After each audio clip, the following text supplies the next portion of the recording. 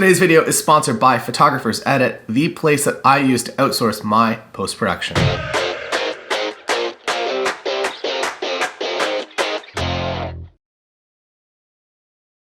Hello, Tim. Hello, Taylor. And welcome to the wedding day. It looks like you are part of the camera. And we have to walk all the way down here to get the shot we want. Should have just done it in the drive-in, but I didn't. That's the story. Here we go. It's a great day for this. It's pretty good to be sad. Hello! I've just returned home from a lovely magical trip to Montreal and Quebec City in Canada. And that video is coming out soon. Not yet though, because I don't have the film scanned yet, but I will soon. And here's I guess, I don't know what here's a preview. I think this is funny. And here's your in-flight meal, Mr. Greer. Portrait 400. That video will be out on the channel soon, so don't forget to subscribe if you're not subscribed, and please like this video. It really does help me out.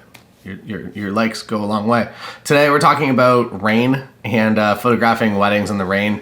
I feel like I'm kind of 15 years into my career as a wedding photographer now, and I'm fairly certain I've done a wedding in pretty much every wild weather condition. Lindsay has the hurricane check. She did one out in Bermuda in a proper hurricane. I think that I've kind of got the check mark on everything else. Lindsay and I together, we've actually photographed a wedding in both a forest fire and a torrential downpour at the same time. Maybe not in the forest fire, but beautiful panoramic mountains, usually completely obscured by forest fire smoke, and then it started to rain during the ceremony. You can watch that video on my YouTube if you're interested. Today we're going to be talking specifically about rain when it comes to wedding photography and kind of the uncertainty. I feel like the hardest part of photographing a wedding in the rain is the 3 days leading up to it, where you see that it's like marked a thunderstorm, and then the 2 days surrounding it. I feel like it's this week. There's like 5 days. I think 4 weddings within 7 days, and the entire week is just gonna rain. So maybe look forward to more of this content on the channel, unfortunately for me. Know that when you are looking at the calendar and it looks like you're not gonna get a break, it's not gonna be a sunny day, know that the couple has probably also discovered this, and it has piqued their anxiety, and they're checking the weather every 20, 30 minutes. So if they're reaching out to you and they're sending you like everything's already been confirmed a week, 2 ago, final payment's been done, they're reaching out to you again just to be like, hey, just like confirming all is good for Saturday, and it's Thursday. All they're looking for is reassurance that you are completely comfortable and you will deliver amazing work regardless of what the weather is. I feel like that was a lot of, at least I have a lot of content out there of my face on the internet now, so I don't think it's a huge problem anymore. But definitely when I was getting my business started, I would get a lot of just kind of emails that felt useless. I'm like, why is this an email? Why do I have to respond to this? And all they're looking for is some sort of reassurance that like, hey, I still exist. Don't worry, like your wedding's in the calendar. I'm here. And I feel like that comes back again whenever you're looking at a weekend that might not be the greatest weather, to reassure your couple that you are in fact that like you're fine. You can create amazing work regardless of the situation, like whatever it's gonna be, you're gonna have amazing photos. You can even do this in the first meeting or the first phone call where you talk a little bit about you're completely comfortable in whatever weather or situation that the day is going to be, that you've got it covered. I think a lot of couples look to the photographer to be kind of the expert. Even if you haven't photographed a whole bunch of weddings yet, you've probably researched it, you've probably watched a lot of behind the scenes, and you probably have seen more weddings than they themselves have seen. So by that, use your expertise and come up with a few, like if you do look at the calendar and it's obviously going to rain, you can just send them an email and be like, hey, here are some backup locations in case we need them on Saturday. I've discovered that a lot of more public buildings are totally fine with you coming in to shoot wedding photos. That includes libraries. There's a couple cool libraries around here that are totally fine. Obviously call ahead to make sure it's fine. But there's a lot of non-traditional places that are totally happy to have you, especially if you explain the situation. I feel like most independent restaurants, chain restaurants are a little more challenging, but independent restaurants, if you give them a call, you're like, hey, we're gonna come in, we're gonna buy a bunch of drinks and just kind of sit down and do some wedding photos. Most restaurants are totally happy to have you, and even just like 15 minutes in advance, if it's like 2:30 on a Saturday, chances are they're probably not gonna be at capacity, and just to call them up and be like, hey, do you mind if we come through and just do a few photos? Most restaurants, in my experience, are totally comfortable with us being there. When it comes to the more formal section of the day, when it, like specifically, I guess, the family photos, as well as if you have a large wedding party, I'm hoping that your couple has some sort of rain plan in place, at least for the ceremony. And usually what we'll do is I'll do everything that I can to make that session happen as fast as possible immediately after the ceremony or before if they're doing a first look. And I say speed and efficiency because if you're at a church, for instance, and you have this amazing space, you probably have a pretty limited window. They're probably running multiple weddings on that day, so you might have 10, 15 minutes. So it is very important that you capitalize on that time that you have so that you're able to actually get the photos you need. I've done family photos in reception spaces that has worked out really well. It's never really been a problem at all. There's always a wall or just kind of an area that you can set up. You can even do them in front of the head table. There's lots of options for family photo spaces. Number one, I'm always looking for the best light possible or the best natural light. If I can just put people in a space and I don't have to light it, that's kind of my ideal. I find that if I'm doing family photos inside, as you're going to see in this video, I do have to bounce my flash off the ceiling. So I found a place that was just like, hey, this looks good. There's a white ceiling, easy enough. If you're in a barn or somewhere that is just all dark wood and it doesn't really reflect as well as you want to, I honestly just put my flash, maybe not to max power, but to pretty close. And you would be surprised how much bounce you can get off of. Obviously your white balance is gonna be a mess and you're gonna have to do a few test frames and find the right Kelvin white balance for it or fix it in post-production. But if you really kind of amp up your flash and you bounce it off of some non-ideal surfaces, I think you'll be surprised with how much good light you actually can get back from them. So yeah, now let's head back to the wedding day. Good morning, Richard. Did you have a nice sleep? Today, Timothy is video man with his Z6 II and the 51.8, and I'm on this R6 also with the 51.8. This is Tim's new Peak Design strap. It's very spongy. It's very thick. So yes, as explained there, Tim is lead video today and I am lead photo. It's not necessarily hybrid coverage. If it was hybrid, we'd kind of both be doing both tasks. I'll pick up a few video shots for Tim whenever either he's not there or maybe if I have a different lens, if I have a 7200 and he's running the 50 and I know I can get something that'll be useful. A few clips, but not a whole lot. All of these presets that you're seeing are actually, this is my Kodak Portra 400 preset. It's from a new pack that all members have access to. So if you're a member, go grab it. If you bought the presets in the past, I've just updated the download link so you can grab that. Rather than buying a whole new thing, you just have access to it. And maybe to explain the new pack a little bit, it is 5, I believe, new presets that you can put on your photos. They're all based on film stocks that I've been using over the past little bit. In this video, I believe I only use the Portra 400 and the Tri-X for black and white, but you have access to a few others. There's kind of a Kodak mix. There's a Kodak Portra 800, and then there's also Fuji 400H. Yeah, so all based on the film stocks that I've been using, and that's the Tri-X 400 right there. Coming up next, we have the best wedding gift that I've ever seen. We have a tea ceremony today, and this is going to be one of the gifts during the tea ceremony. And I suspect that this is going to become a daily necklace that Yuji's going to wear every single day of her life moving forward. Maybe not. In all of these scenes so far, I've been using either the 50 1.8 or the 35 1.8 for the Canon RF series. At the end of this video, you'll see all of the straight out of camera images as well as the focal lengths as well. So head over there whenever this video is done if you're interested in seeing kind of all of that. I was a bit lazy with my white balances today. Usually I'm kind of, well, I guess it's also a challenging, I left it on auto because I'm going from this LED into kind of mixed light into beautiful daylight outside. So I left it on auto a little bit more than I would typically. Usually I'm locked to either shade white balance or if I'm in incandescent lighting, I'm on incandescent and I pretty much stay on those two. What I've noticed, at least shooting the Canon R6, is that it does make some really good selections for white balances and white balances that I might not have selected myself. So I'm kind of open to the camera's interpretation, and I'm happy to let it tell me what to do in certain situations, and I can decide in post-production. I'm shooting raw, so I can change the white balance.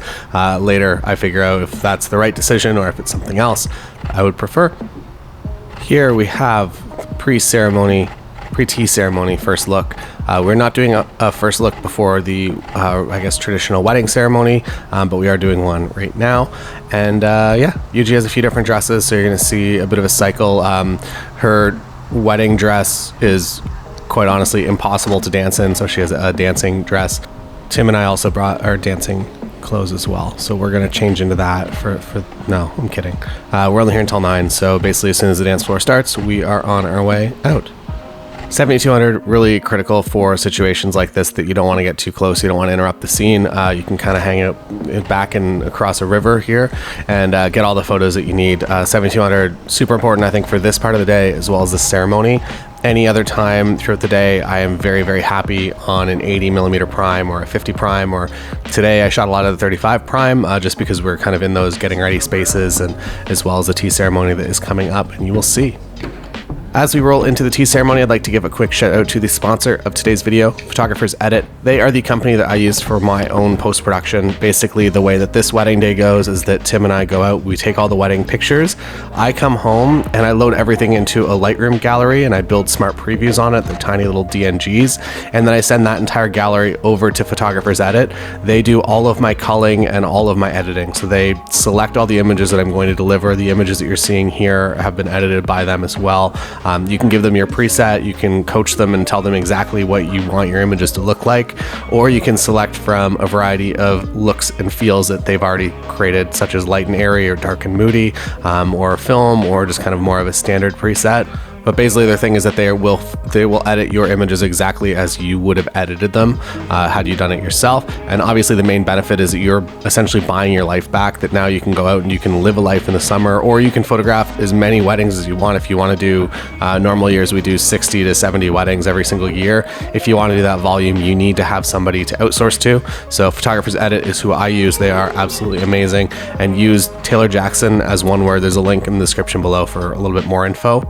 But if you use Taylor Jackson one word as the referral on account creation, you will get 50% off your first order to give them a shot and see what you think. I guarantee that you are going to love the experience of the fact that you no longer have to edit your own wedding images, and that part of your process is just done, and you just do the fun part.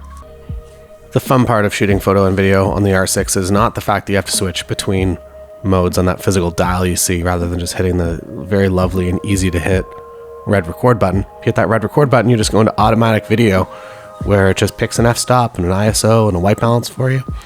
Hopefully they fix that. I don't think they're going to. I think they want you to buy the R5, but I don't want the additional megapixels and the additional expense. It's my only complaint with the R6. So we're gonna do a quick loop of the reception space now. Candles aren't lit, so it's not a final scene, but I kind of do this as protection against if the fact that everybody just kind of rushes in here after the ceremony, and I can't actually get a wide room shot, that at least I have kind of this coverage. I don't know what happened. I don't really pay too much attention to my GoPro that I record this on, and I forgot to record the guys prep section. Any bad mixed light, I'm using that Tri-X preset, black and white, kind of saves any weird mixed lighting situations. Any decent light, I'm going color, but that's kind of my choices, I guess, within here. And maybe another thing to mention, always give your couples the black and white and also the color version of the image if you can, unless it's the absolute worst mixed lighting that's ever existed. I would say that that's one request that I would get back in the early days, that I would send only black and white images of a certain scene, and my couple would be like, hey, we're making an album, but we kind of want this shot in color, even if it's not the best quality. So yeah, something to keep in mind. So while we were fortunate enough to do the first look outside, or the original pre-tea ceremony first look outside, the rain basically started around that point and continued on for the rest of the evening. This is our second ceremony location. The first one was out on the lawn to the left of this frame. A little bit challenging because of just the dynamic range. So as soon as people get under this canopy, they're kind of in darkness, whereas everything around it is very bright. So you kind of have to do the best you can to balance. You could set up studio strobes and really light up the scene, but that's not really my style, and I don't like to kind of visually hijack an experience for the guests in that way. So my decision was to shoot everything ambient, and I think it worked out pretty well. 7200, again, critical for something like this, that I can zoom around the scene and I can compose different frames. I've specifically chosen this point to stand because I don't want to be blocking the groom's view of everything that's happening. That really is kind of an experience impact on him. Even though maybe the background would have been slightly nicer if I would have been standing in front of him, I would rather be over here, and also to get his reaction as well. I think is one of the most important shots of the wedding ceremony. One of the benefits of shooting mirrorless is definitely the fact that I'm not even looking, and I'm looking down the aisle whenever I'm shooting over my shoulder like that with the LCD, and I know that the eye detect is tracking perfectly there. And yeah, shooting vertically on people coming down the aisle now, I realize that the horizontal frame gets a little bit too much stuff in there, speakers and background. Vertically kind of simplifies the frame a bit. The moment at the end of the aisle here is always a bit random as far as where to place yourself. I placed myself here, and today it all worked out. Every now and then somebody stands in front of the scene. So if you do have a second photographer, Tim's doing video today, so he doesn't really count as a second photographer. But if you do have someone else, have them in a different spot, but make sure that they're not going to be in the back of your frame, that they're going to be in all those images. That's kind of the only thing that I really talk about prior to a ceremony with the second photographer usually. That's actually from my 35, I believe. But the rest of the ceremony shots, all 70-200. Fortunately, we have a little bit of coverage from the rain, so I can kind of get to the outskirts of the ceremony, so I'm not actually just like walking up and down the aisle. I don't love to do that. I don't mind doing it if I absolutely have to, or for the first kiss or for the ring exchange, but I try to not spend too much time in the aisle during the actual ceremony. I will also mention for the ring exchange, it is very challenging, if not usually impossible, to get a clean shot of whoever is on the right-hand side, getting the ring slipped onto their right hand. It's almost always obstructed. I try to ask my couples to make sure that they kind of like stagger their hands a bit, but it's not something that anyone remembers when they're up there. Also, as Tim and I work together all the time, so this part of the day, not really that big of a surprise that Tim's kind of looking over his shoulder and we're pacing back at kind of the same speed. If it is your first time working with a video person or another photographer, kind of talk this part through and make sure that they're not going to go in there with the super wide and try to get the shot like 2 feet away from the couple and to block out your shot if you're on something like a 70-200. It's easier to have the conversation before than to be angry at each other after. This section, I now just kind of try to do as many candids as I possibly can. You see my second R6 there with the 35, and this shot here is from the 35. You could easily have shot this with the 70-200, but I don't know, I kind of like the look and feel of being a little bit closer. And now that I know who most of the key family members are, I'm going to do my best to grab at least one candid of them smiling, being somewhat pleasant, interacting with somebody else in order to deliver. My goal is to always get at least 1 or 2 candids of everyone that's at the wedding. And with a wedding, I'm going to guess there's maybe 70 people here. It's totally achievable today. Another thing to mention is the smaller lenses that I'm using today allow me to get really close to people and they don't even really notice or care. It's not like I'm holding a big camera. It's not intimidating. It's just a very small thing, and I don't know, people just don't seem to care or notice. And because of the rain, we decided to choose this as the family photo backdrop, so a lot of combinations came through and I forgot to hit record on my GoPro. Sorry about that. Just everybody line up, angle in, smile. Don't do anything weird with your hands. Don't hold a glass. Don't have sunglasses on. That's it. The decorator told us that the candles were lit in the reception space, so I went and did a quick lap and got some wider shots this time, rather than just focusing on the details like I did last time. And yeah, space looks great. Kind of hard to photograph though, even though it seems simple. I keep touching on this, I guess, guest experience as well as your couple's experience of the day. And I think it is very important to be conscious of what your couple is wearing. So Yuji's dress is obviously a little bit larger than a normal dress. She'll agree with that. So I don't really want to spend too much time outside knowing that it's raining, knowing that she's going to just be basically sopping up all of the water wherever we walk. So we're going to get as many photos and find the well-lit rooms that I don't have to walk in and do anything to. And then we'll do a few photos outside, but we're not going to spend 15-20 minutes outside. I'm not going to make them walk through the grass that will stay on kind of hard cement that has some drainage, and do a few umbrella photos and then head back inside and literally dry her dress with a hairdryer. And to talk quickly about the presets, the reason that I developed this entire film pack was for the greens that I was getting off my Portra 400 rolls, that I really did enjoy them. So I did my best to kind of match them in a digital way. If you can't 100% emulate, but you can get pretty close. And after a quick dress change, I kind of just ran a human photo booth for a minute, where anyone that wanted to come through just came and grabbed a quick photo with whoever they wanted a photo with, and then they headed on to the reception. They decided to start the reception with their first dance, and if my couple has no preference, I usually recommend this, especially if we're doing video. Timelines tend to run long, and if they don't want to keep us there for overtime, I would way rather have the first dance earlier, maybe in the video at least, maybe put it out of chronological order, but to have that is super important.